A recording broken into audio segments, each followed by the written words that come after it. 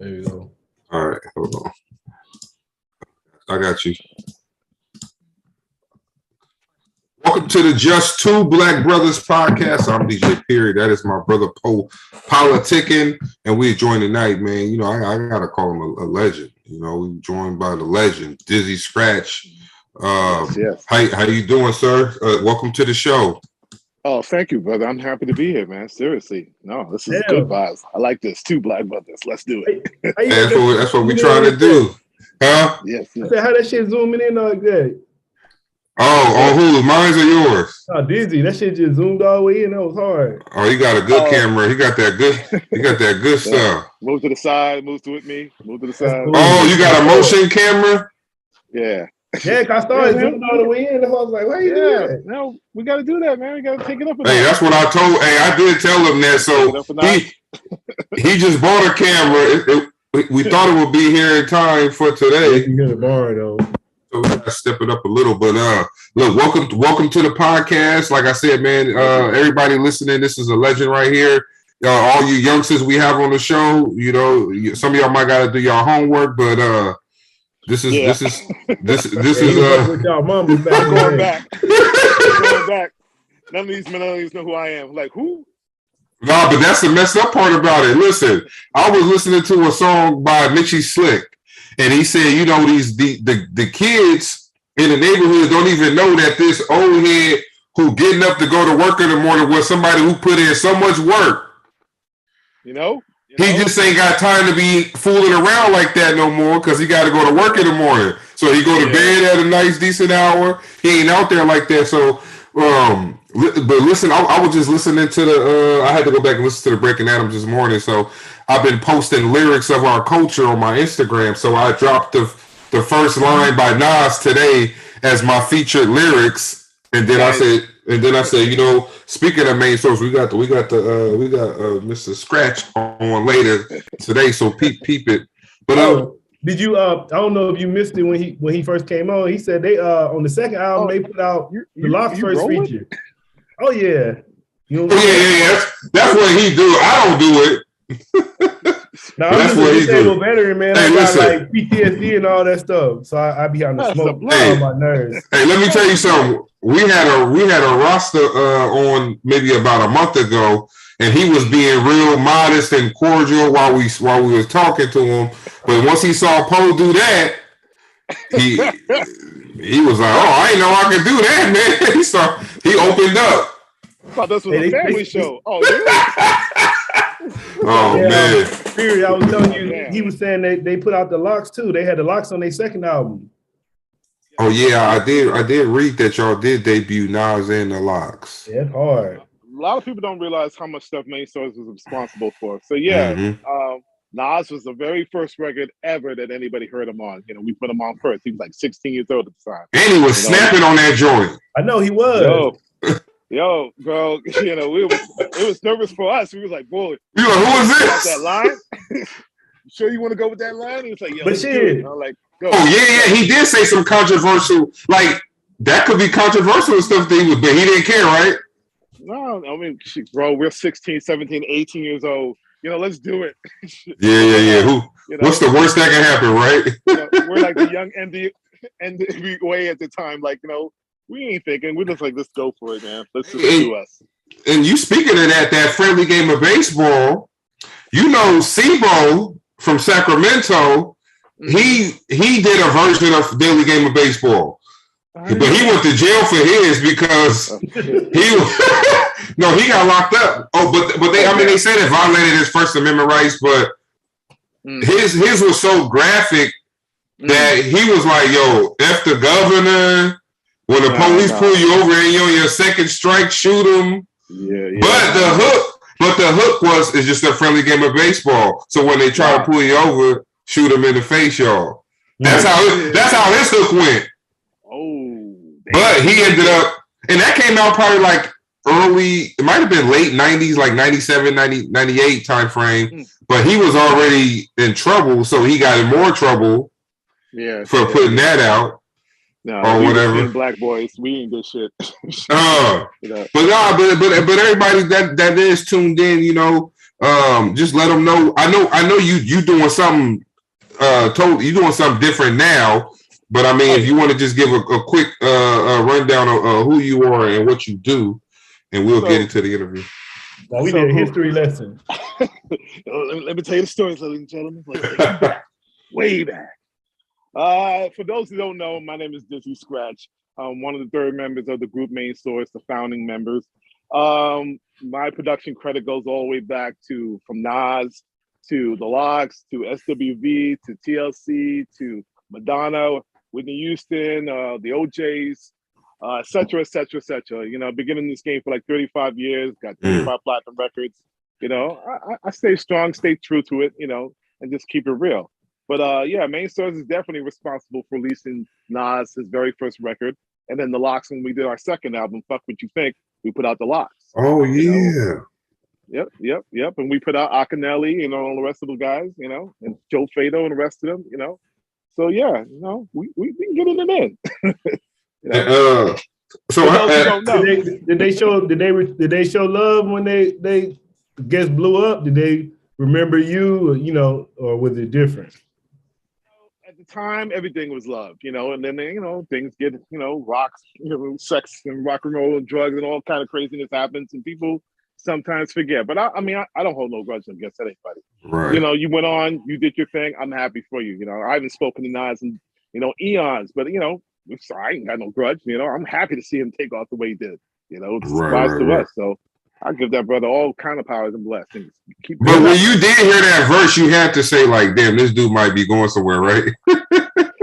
It's kind of funny because, you know, he wasn't sure at the time when we were just all like, you know, I wish I could say, like, you know, this was all planned out. But, you know, let's see how it went. That was like the last track on the album, you know, and we were just trying to create a filler. And we was like, you know what, let's just get everybody on this record. You know, it wasn't really planned out. It's like, let's pull some boys from our block, you know, let's put them on. So Lodge knew Nas, and he brought him in. And he says, "Yo, let's give him a shot." You know, I didn't know what Nas was gonna do. You know, and then he came, he wrote the lyrics, he showed us what he was gonna put down. I was sitting there like, "Yo, that's kind of ill, but damn, that's kind of risky." You know, you got people religious and everything like that, and you know, this is, you know, we're talking about back in the day. So that's what 80, 90, 91, right? You know, so it could have gone any way. But my mom, Sandra McKenzie, she was like, just go for it. Just do it. You know, I give a lot of praises to my mom because she was A&R manager and everything. She just said, just do it. And I was like, yeah, let's just do it. Yeah, go for it, man. It turned 16. Yeah, it turned out to be a classic song. So y'all went for it. No, it was just like that. We just went for it and just, you know, we were kids, you know, we didn't know. So thinking back at it now, like, that could have gone a different way. That's true. But you know, so you said you behind a lot of platinum songs. So what, you know, just give us a few of the songs that you were behind, some of the platinum songs that you were behind. Oh, well, like I said, you know, I worked on the OJs, What's Stopping You From Loving Me. That was a hit single for them. I worked on Madonna, Human Nature. That was a big record for her. You know, I worked on Queen Latifah. I worked on beginning of SWV when they were starting their career. Actually, in fact, we helped them get their first deal. You know, we worked on MC Light. Hey. Will Smith, believe it or not. Yep. You know, we did a lot of stuff. And then I went on to do a lot of movie soundtracks. I did Boys in the Hood, Juice, House Party 3, and Spy Kids. You know. Oh, which one from Boys in the Hood? Oh yeah, I like all of them. Friendly Game of Baseballs and Boys in the Hood. Oh, okay. Yeah, I will say OJ. It's not just even. Yeah, no, it's not just on the actual soundtrack. It's actually in the movie. You know, so no, that's. Now I got to go back and listen. I'm gonna ask you about the OJs, man, because that's like, I know that felt real good working with the OJs, like somebody from back in the day like that. Like they like, I know everybody else is cool, but OJs, man, that's like, you know. Yeah, they could have paid me nothing. I would have just. That's a fact. Honor. They could have paid me nothing. It was an honor. It was something I was working with the track masters at the time, their manager, Broken Toes manager, and he had this relationship with Gerald Levert. He says, "Yo, they're looking for this next record for his father." He says, "You want to come through?" I said, "Shit, sure." So of course, I went down. I met Gerald in the studio. He was sitting right there, like a chair like this, and just like, "Yo, I got this track. My father's looking for a remix. Do you think you can do it?" And I'm like, "Hell yeah!" I didn't know if I could or not, but I was like, "Hell yeah!" So I did the track and sent it to them. I didn't hear back from them. A month later, they called me playing the track. It's like, "Yo, you were trying to win. We're gonna do this." I was like, "Bet." And it came out. It was good. It was good. I was well pleased. I couldn't be happier. Yeah. There's a lot. Is the game is this industry more about talent, more about fate, more about your connections, or is it all three mixed up? It's all of the above. I don't know if it's worse or better. In some sense, I like the fact that you can do things without the record company holding you down, like puppet masters. You can make your money if you're, persistent and focused on what you want to do. But now it's a combination. You got these millennials, no, that's them to them, but a lot of them are just not focused. They want everything now. They don't have the patience. And YouTube kind of gives them that. We can get it hot, or I can be a star overnight without putting any really work. No, the work still comes, man. If you want a longevity, the work still has to be due. So, it's media, it's everything. It's just, everything's everything. So it is what it is. But I take it all with a stride. It has its good parts and the bad parts. All right, what you had, Paul? No, I was going to ask you, how did you get into producing? By accident. Straight up accident. When we started Main Source, it wasn't about, we want to be some cool boys and making hit records. We just wanted to put out a record, our vibe. We didn't know what that was. I wish I could say, it was all, like I said, master plan, but it wasn't. We were, again, 16, 17, 18-year-old, me being the oldest. We were just feeling it out like anybody else. But we had, we used to DJ a lot around the block, so we had that advantage to us. So when the group broke up, lost. K-Cut was kind of lost. Large Professor already had a jump because he was already working on stuff with Eric B. and Rakim. So he had that jump on us. And then K-Cut started getting some work and doing his thing. And then me, I was just sitting around like, man, what the hell am I going to do? I was used to being in the group. Even though I was the oldest, I was also the shy one. Don't sound like it now, but at 17 years old, 18 years old, what am I going to do? I need the group. Are y'all from Toronto? Did y'all meet in Toronto? No, Kevin and I are brothers, so we're born and raised, partially raised in Toronto. And then my mom came out to the States in the 70s, early 70s, like 75. And we moved around a bunch of places. And we were mostly raised in Left City in Queens. My wife, her auntie still live in the Mexico building in Left Rack. Oh, damn, really? Yeah, we were just over there because we had to go to Queens Center Mall to pick up. Look, I'm the worst, man. We live in Brooklyn, but like if I want, I'm like that microwave society too. So if I buy something, so this what happened, man. This is random useless information I'm about to give you. But what I did was I put an order into a Target in Brooklyn. Oh, damn. It said, "Hey, we got all your items." It said 1. I said, "Man," but that was the main thing that I wanted. So yeah. My wife said, "Just have them ship it." I said, "Man, I'm finna have them ship it to another store." And then she was like, "What?" So I did. I sent it to the Queens store, and then they emailed me like an hour later. It was ready to pick up. So I had to trick her. I was like, "We gonna run up to Brooklyn real quick. Then we gotta make one other stop." She was like, "Where is the other stop at?" I was like, "We gotta run to Queens real quick and get that item." So yeah, she went to school over there. I forgot what PS she went to, but yeah, they grew up over there in Left Rack City. Yeah, man, Left Rack City, 17th floor, the Brisbane building we were in, and that's the beginning of Main Source. Now, that's the concept of Main Source. The concept of Main Source originally started out as R&B in that building.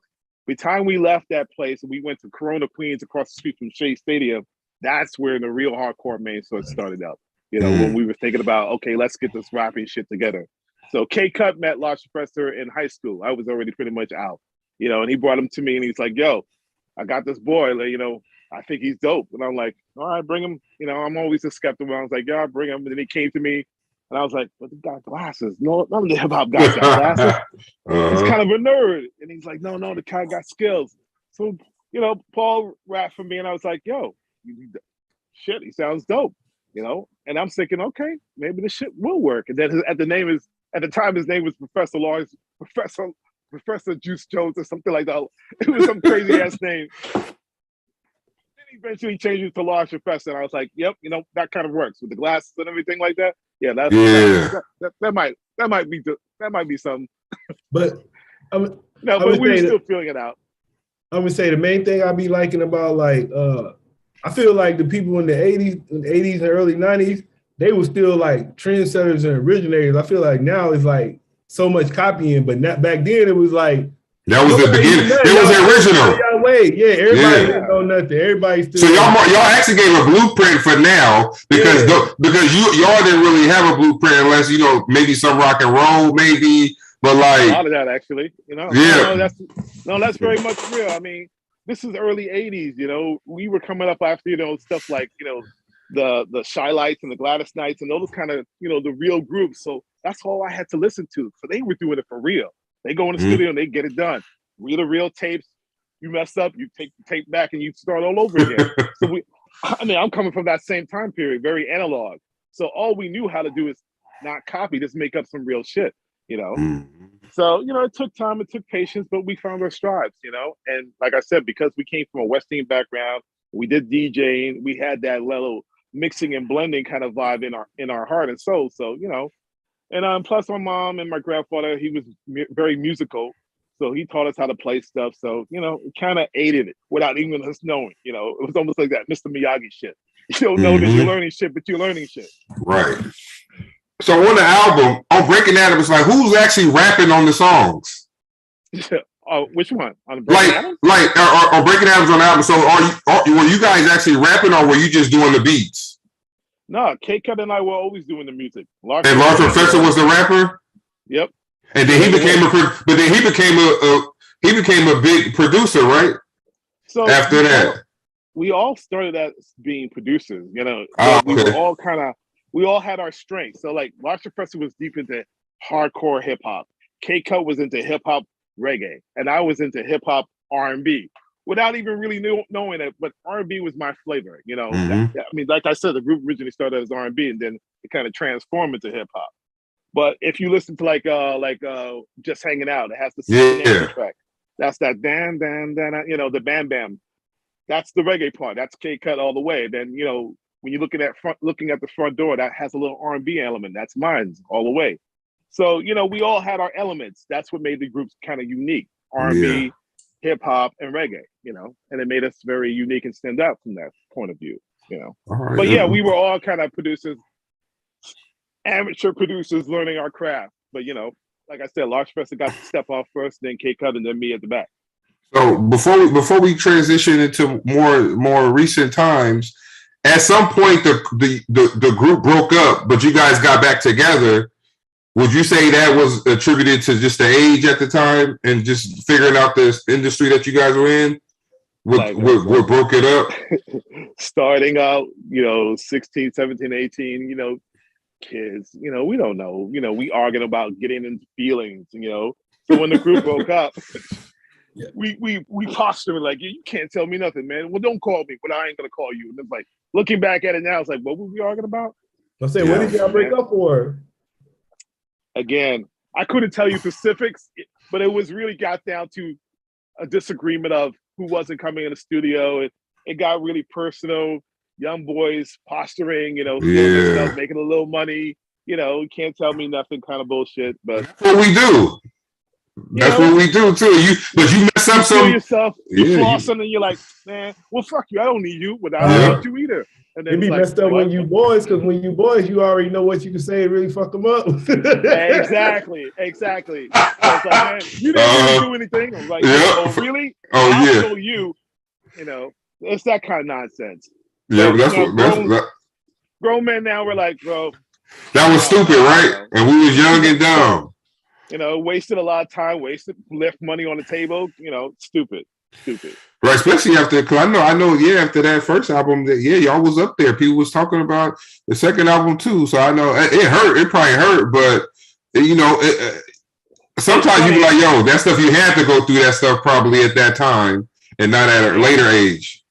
Pain brings wisdom, man. I'm telling you. Sometimes that's what a lot of young people don't realize. Oh, I can't feel I gotta win all the time. No, you need to fail. Fail will teach you character and strength if you really believe in it. So when the group woke up, I fell hard. I was like, damn.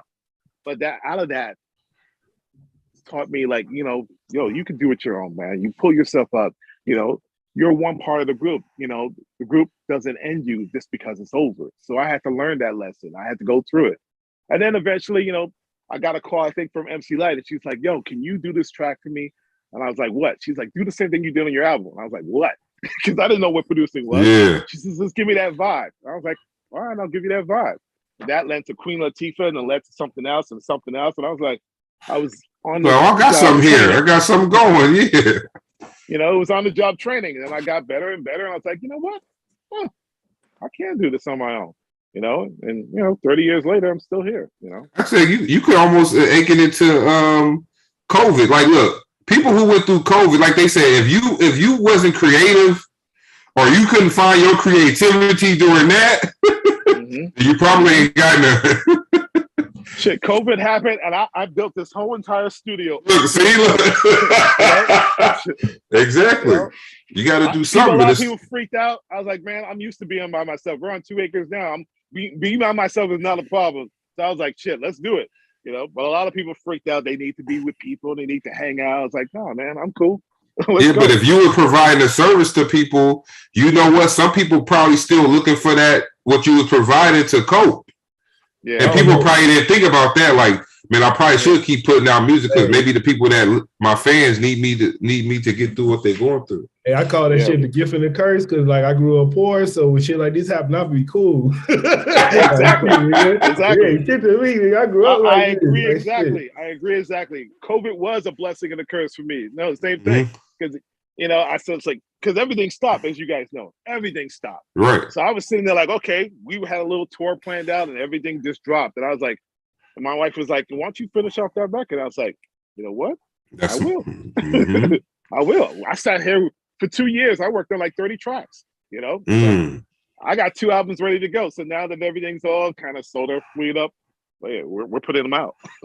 Everybody being tricked. I was watching, Cat Williams got a new special on Netflix. And he was talking about, he said black people be putting Dr. Fauci as they doctor on their paperwork when they go to the doctor. He said black people love Dr. Fauci, boy. I said, man, that stuff, look, I didn't put no stock in nothing they were saying on TV. Nope. I put my mask on to check the mail. Look, anywhere I went, I had a mask on. I just came outside just now. Everybody's like, oh, everything's back to normal. I was like, no, you can play Russian roulette if you want. Yeah, hey, man. That's what I said. My daughter walking around. I said, where your mask at? I left it at the house. Are you crazy? No, But the studio looking nice. You got some plaques on the wall, and you put that whole thing together during COVID. Yeah, secretly, people don't realize I'm a badass producer. But I do carpentry. I do carpentry on the side, not for anybody else, for myself. So I mean, I'm good with my hands, kind of thing. You know who else? I built it. You know who else I interviewed? And they were saying they do carpentry. Special Ed. Get out. Yep, he was doing that shit while I was interviewing him because I was trying to get him on the camera, but I guess he was working while I was interviewing him. He was helping his homie out. I was like, all right.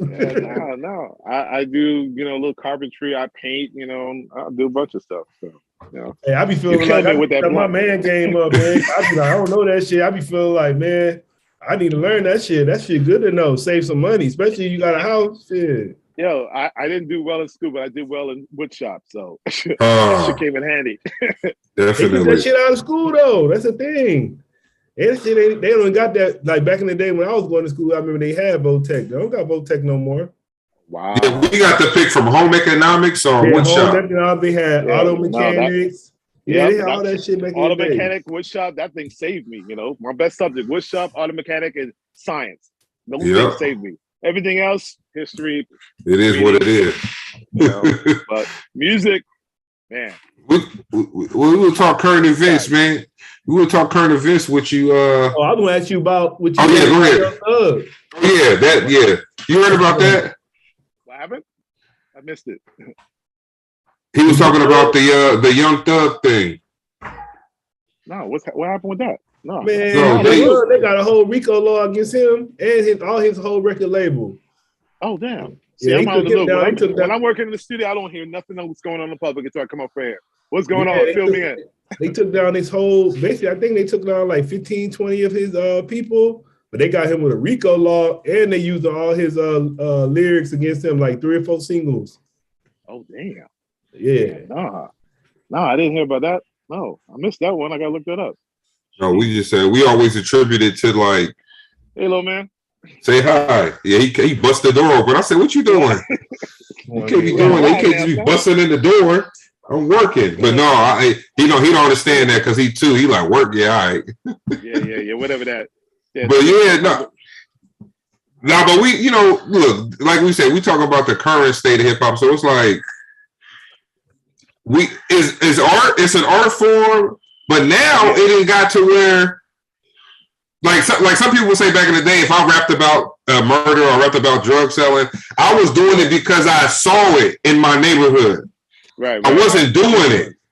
Right. I was influenced, but now it's like y'all talking about crimes and look and look with you being somebody like a pioneer in the game. No one really talked about stuff like that. No, because it was probably forbidden. Like, yo, what you doing? Like what? But now it's like we're gonna talk about what we just did. We're gonna do the crime, go to the studio, make a song about it. But now we want to know how the police know to come after us. Bro, you just gave the roadmap. I mean, come on. It's like Mark Lawrence. Where you live. Mark Lawrence said on Def Comedy Jam back in the day. The dude got Raheem on his jacket, and the police said, "Come over here, Raheem." He said, "Who snitched on me?" What? It's on your coat. Like y'all gotta think, man. Like so, and even if you didn't do anything, if you talk, so this is the thing. If you innocent, but now they looking and listen to all your music, and all your music is talking about the same things that they got you for. Hey, stupid though I am. Mm-hmm. Where's mama? She's like, Daddy, I want a sandwich. Good looking young boy, nice. I had to call a Sandman on him. My wife came and got him just now. He mad. But yeah, so currently I was listening to your current stuff. What so is what genre is it more like a pop R&B? It's R&B alternative. It's my interpretation. The album is called "The Art of My Noise." It's just my noise of my interpretation of different sounds. Like, I don't do today's hits, I do tomorrow's music, is what I always say. So I like Main Source. I don't try to do anything that's going on right now. Like, I love that Bruno Mars joint, but I won't go in that direction. If he's doing that, I'm going that thing fire though, ain't it? It is fire. So he's already doing it. He went back to go forward this way, But see, that's man. But don't you? But see, but it's gonna be people that's gonna try exactly to do it though. No. Then it's already done. You can't do it if it's already done. By the time you get it out, it's already old. So the next thing is out, right? Yep, exactly. So I've never, subscribed to that kind of knowledge. I just like, I turn things off and I sit here and I make up my own stuff and the vibe. So, Tribo is the first record from this album. And it was just something just like that, my interpretation of it. I just wanted to get something a little jungle, a little vibe, and something different, Oh, you got Tribal? Oh, you got it? Can you pull up the Tribal video? We'll play it. We'll play both of them. I think we got both of them. I think MJ told us. The new one is She Moves. She Moves, yep. So like I said, like R&B was always part of my, repertoire. So when we were doing Main Source, R&B was still always a part of it. So when the group broke up, that's one of the things I got to express more. Hey, you're R&B, and bring it out forward. It always is rooted in hip hop as far as the beat is concerned, but the R&B is definitely that flavor of mine that I want to express and bring out. So I'm going to be doing a lot more of that. I'm going to pull in some hip hop in there too. I can't forget my background, but R&B is my soul. The way I flow. Yeah. And as a producer currently, do artists reach out? How does that work? Artists reach out to you and say they need something, or you reaching out to artists saying if they need something? Currently, I did so many tracks with so many different artists that when I wanted to put out this record this time, I want to do this for me. I've done hey, I ain't stopping anywhere coming in. In fact, my production company is called Magnetic Entertainment, so we are open for business, people. We do big budgets and small budgets. It doesn't matter what it is, as long as you have a budget and you're focused, you bring it to us. So, you can check us out on our website.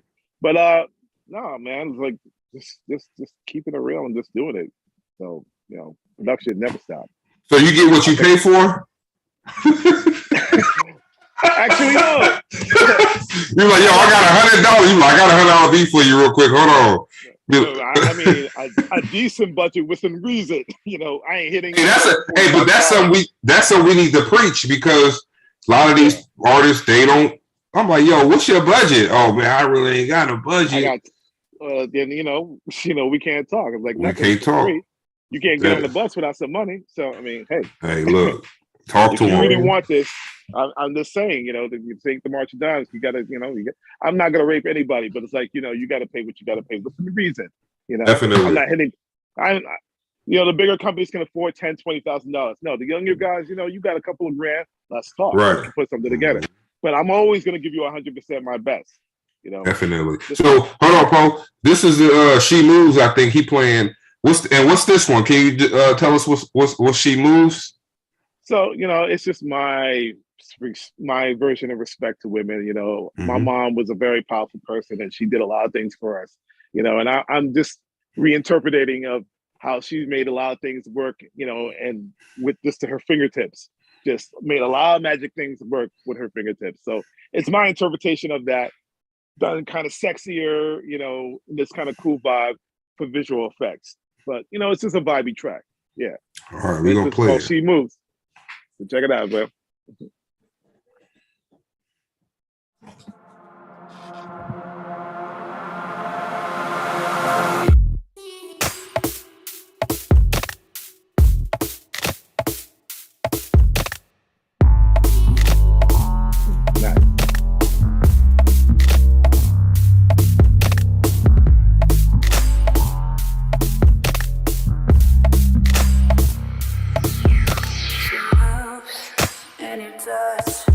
With a fingertip, she moves and you touch.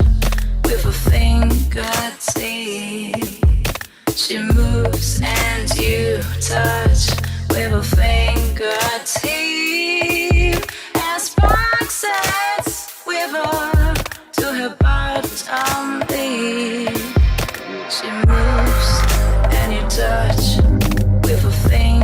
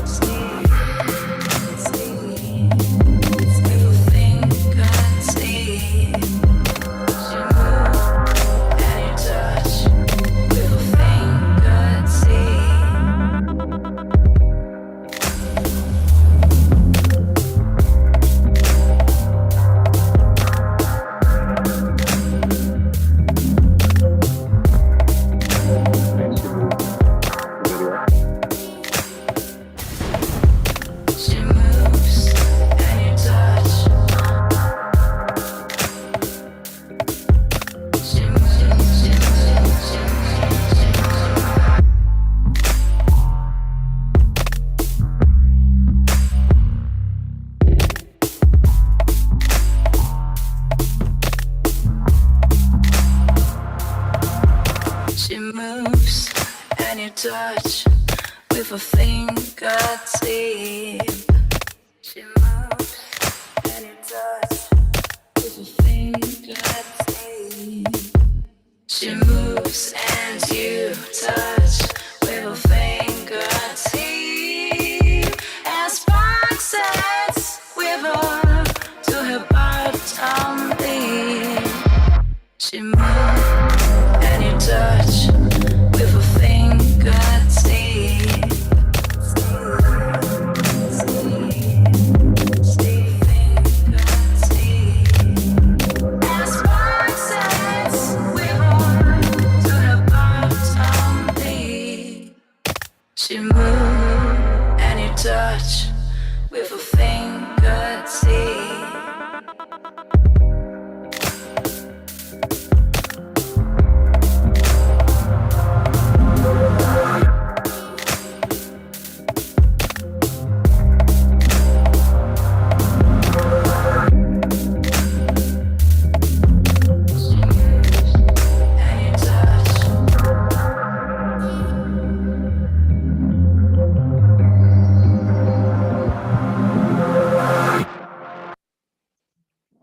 Nice.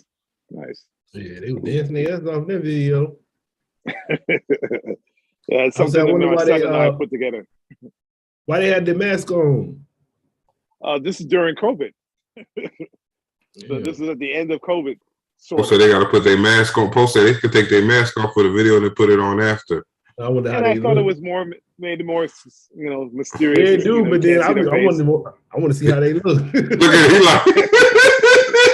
he's like, secretly, you got her number? Oh yeah. We'll talk. No, I see what you was doing, and I mean, like I said, I like it. It's something new, but like you said, you doing stuff for tomorrow and not today. So you will get if some people don't get it in right now because that's going to be something that's coming. No, I make no qualms about that. It's like not everybody's going to like everything, but you're going to like something on this album. I guarantee it. So sometimes it's going to go over people's head, and sometimes people are going to get it. So they'll come back to it later. That's been my cursing and blessing when it comes to production. People get it, and some people don't. So it's cool. Definitely. I see you got the guitar. You play guitar? This one in the background is actually a collection one that I got from Tom Petty. What? Estate. Yeah. It's a little Tom Petty estate. They gave it to you? No, I paid for it. Oh, okay. Yeah, hold on to see if I can get it. Oh, that thing nice. I don't know if you can see it. Yeah. And Tom Petty's signature is right here, somewhere around there. He actually signed it. So I got something from the legend. Yeah, that's nice. And what's the plaque next to it? Oh yeah, what's that? We got Tom Petty signing it. I don't know if you can see it. Oh yeah, that's dope. Yeah. So So I've been asking people lately on the show, what's the ceiling for you, or do you have one at all? What's that? What do you mean? As far as when because Lil Wayne was on a show and he was saying, they was asking him when would he stop. He was like, man, I don't know, but when the words just stop forming in my head, I guess that's when I'm gonna shut it down. Yo, man, I started out as early as 13 when I started the concert for Main Source, and by the time we came out, I was like 18. So I'm 52 now. So You've been doing that for many, many moons, right? And you're still getting fresh ideas even now. I built a studio 20 feet from my bedroom. Don't do that. I'm crazy. So I'll go to the real swell off, bro. So yeah, no, we're gonna keep moving. So you get up and go to the studio, huh? You just roll out of bed, you just crawl over. I was like, "Where you going?" I got an idea, honey. She's like, "All right." Hey, that's good because you ain't got especially if you married, you ain't got to worry about her. Cause I know how that goes. You was grounded. You was going somewhere. Hell yeah! I know where his ass at. He in that studio. 20 feet around. Nobody gonna put no rule over eyes. I know where your man is. Yeah, down the block, right here. All the time. I live here 24 hours a day. You got children? Yeah, I got 3 children. They in the industry? My son helped me do the film. He's in the film industry, so he helped me put the video together. So that's what he does. My 2 daughters are artists. They're like 21, 27 years old, so they're grown. They're pretty much out of the house, so they're doing their own thing. Doing their own thing, yeah. So I'm an empty nester now, so Daddy's getting to get back to him now, so fully.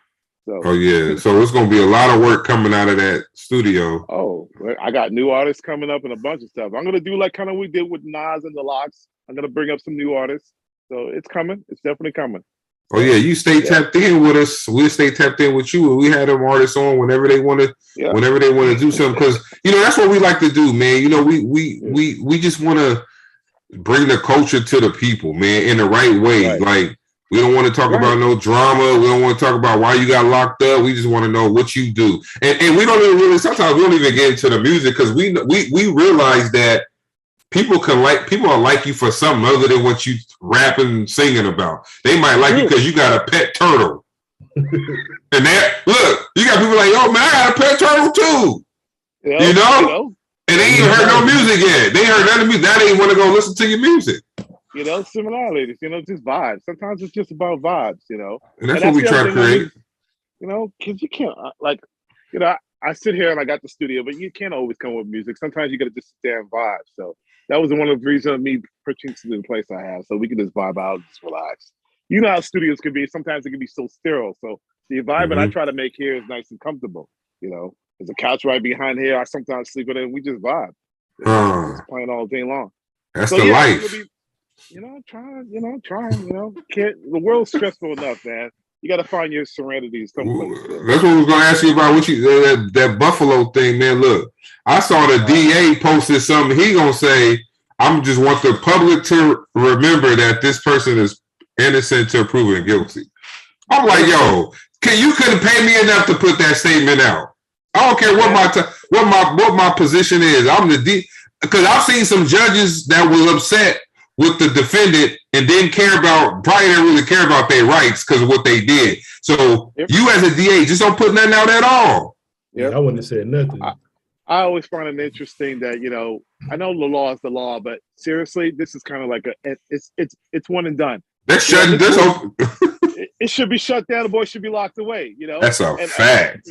And you know, if he was black, he technically would be dead. Man, look, let me tell you this. I just saw, man, look. If that was a reverse black man shooting up a white supermarket, he wouldn't have had time to do nothing. So he shot, I think one of the officers was black. He shot and killed one of the officers. That was a white officer that he shot and killed, and he was a black man. They would have hanged him as a promoted on the street. They would have been like, Kumbaya, it's over. What Poe said today, Poe telling me today, they killed the unarmed black people and captured the armed white people. How that work? Exactly, man. Because I said they don't fear. It ain't no fear in that. They was not afraid. This dude that went in there and killed 10 people and y'all still wasn't scared of him. So what happens if one of us goes into their own town, shoot up their own little mall? You know, how's that gonna look? Bro, they gonna shoot you 100 times. Yo, look. You won't even make it out, man. He was able to take the gun, move it to his neck in front of the police, and they didn't shoot. Any movement I would have made with that gun, they would have green light. Man, they shoot us just trying to get our driver's license out. You're gonna get shot. So no, I said, do you know how many? Always like this. Do you know how many black people got lynched before they got a trial back in the day? Man, look, like thousands of them. They ain't never give us no fucking free. Every time some shit go, they used to, you know, Emmett Till, that bitch lied and fucking said he did that shit, he do that shit, and they just lynched that nigga like, I mean, not nigga, but I got you. For real, I got you. Yeah. Hey, look, somebody said crazy. Somebody said, why KKK ain't never been brought up on RICO? Shit, they the police. They said, how you gonna arrest yourself? They said, how you gonna indict yourself? I said, man, you know that stuff is crazy. Yeah. But look, Africa, maybe we should. No, but how do you keep showing us stuff? It's like a slap in the face to us because y'all keep showing it to us and we never. I don't know if we see it, but we don't do nothing. I'm like, look, they show you every day how they still messed up because ain't no way an 18-year-old. Look, ain't no way 18-year-old should know to be racist or nothing like that. This is a book I'm reading right now. What's that called? Man. All right. But then I started reading it, and this shit from 1928. Man, it's like he talking today. Yep. 1928. Nothing's changed. You know, everything's pretty much the same. He was there like Africa. We just moved up a little bit. Yeah. He was talking about going back to Africa and stuff. But I just think when I just say Africa, that just means like black people coming together. But that's the only way we're gonna make it, man. Like we gotta come together, man. Like ain't gonna be no other way. Like we used to. You know, we have to find our strength and really, really pull ourselves up. We got enough black millionaires and billionaires. We need to create our own little situation. You know, the white folks they create their Warner Brothers. The Asians have their Hong Kong bank.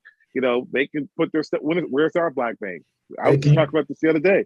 We don't have anything like real infrastructure. Yeah, I mean, say you can't be no one. You can't be a millionaire just by yourself because you're a target. You we can't get a just little comfortable, we make a little money, and we forget. It's like, no, it's about. We forget about the struggle. Yeah, after we get some money. Yeah. But you got people making 100,000 a year that forget about the people that's at the bottom. yeah. And then you still paycheck. Yeah. It was hot the money shit. Poor people around this mug. So no, you can't. You got to look back. Look, I mean, exactly. Look what we did for Nas. Look what we did for the Locks. Yeah. We could have just kept going, but look what that man's a multi-millionaire. He's got more money than I do. Man, look. I'm like, bro, that's what I'm talking about. You're a multi-millionaire though. Hey, that's how Poe, because Poe kind of broke Megan Thee Stallion and DaBaby. He interviewed them before they blew up. Yeah. But it's like, come on, man. And you would have I feel like if you those people, you have to remember that though. Even though you are ascended. Like, damn, I still remember when shit, nobody even knew who I was, and this dude Poe brought me on the podcast and let me talk about who I am. Even no matter how big you get, you should never forget that beginning stuff, because that's what humbles you. Yeah, no. I know Poe be feeling some type of way sometimes, but he be like, I don't care about it, whatever. But I'll be like, shit, man, if I had them people on here and they was this and they blew up after. No matter what they had going on, nobody else really interviewing them at that time. No, that's why I asked you earlier. When I asked you that question, that's why I asked you, because I wanted to see what you was going to say. But I feel like how Dizzy was saying, like, that feels good still. Yeah. No. I'm proud. So when he got his Grammy, he was like, there you go, huh? Finally, for best album. Look, that album, that hit, when he got with Hit Boy, though, like, Hit Boy just opened him up to a larger, more, because when I grew up in California, we didn't really listen to Nas because we ain't like the beats. Yeah. In California, we was more like, if you got a beat, but we don't care what you're talking about, as long as you got a nice beat. So it was hard for West Coast people to grasp the Illmatic tracks, except for the ones that was samples, but like the other songs. So it's kind of like, but when he got with Hit Boy, it was like, yo, this is everybody gonna like these songs. And he finally got that best rap album Grammy. Yep. You still out in LA? No, I moved now. I'm in Brooklyn. Poe was in San Diego. Yeah. Oh, damn. I'm in Brooklyn, New York. We met in the Marines. We were Marines in like 2000. Oh, damn. Yeah. Really? Oh, I didn't know that backstory. Shit. Then he started. Yeah, he started podcasting in 2006. I got out the military in 2012. But I was at 2006. I would just come on and just provide little mixes for him on a podcast, do some comic relief. But then we started doing this thing together in 2016. I think we started Just Two Black Brothers. So we've been doing this since 2016. It's a slow grind, bro. But like it's a slow grind. In the early '80s, man. 1980 is like it took us 10 years just to find our tribes. And nobody gave us nothing. We had to do it on our own. So I get that hustle. Yeah. people see it like, yo, bro, but you're doing it. Yeah, bro. Hey, nobody helped me. I couldn't get on stuff like this.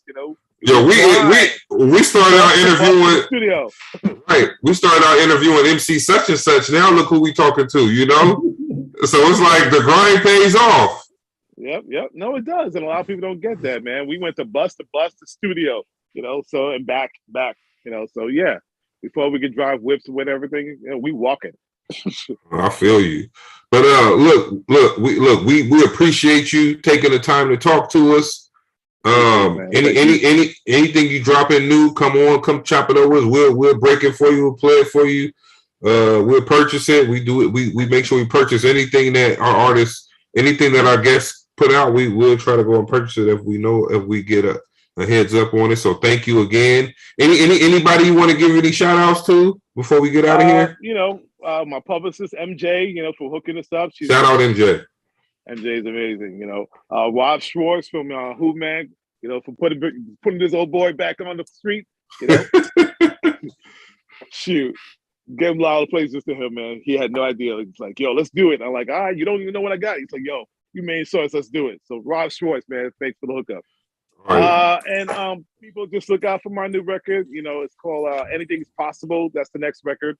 That's gonna have Mikey D on that one. That's gonna be a cool joint.